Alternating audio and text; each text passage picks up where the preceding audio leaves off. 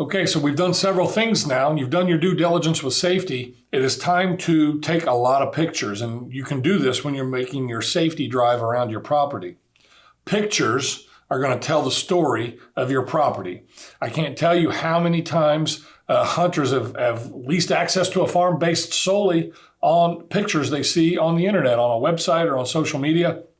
And I have to say, I've done exactly the same thing, because I know if it's in a good state and in a good county, and I see the first picture, which is an aerial photograph, which is what I would recommend, I already know that there's going to be a quality group of deer there. And that's something I get excited about, and really savvy hunters all already probably know that.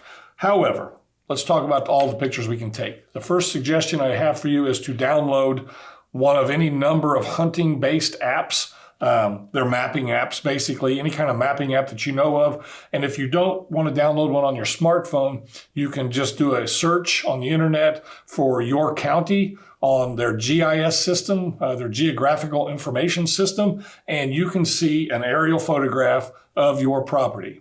You can print that out, make a simple outline of the boundary, and that is your first picture. And let me tell you, that will tell the story. That will go a long way, I should say, towards telling the story.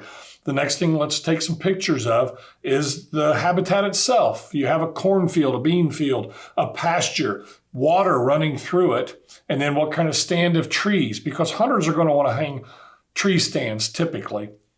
And so you'll want to show them trees that they can actually hunt in. And the last thing, and what I think is the most obvious and funniest, is deer tracks. If you have a picture of a deer track, that will excite hunters more than anything. I guess it's just proof that they're there. But if you have deer tracks, any kind of deer sign, pictures of turkeys, of waterfowl, that's all going to go into that diverse picture that you're going to paint for them. And that will absolutely, honestly, drive up the premium that people are willing to pay to access your farm. So lots of pictures. Start with an aerial, because that's what they want to see first. And then they'll go down that rabbit hole of the other pictures. And right after that, you're probably going to get a phone call or an email or something from an interested hunter. So lots of pictures.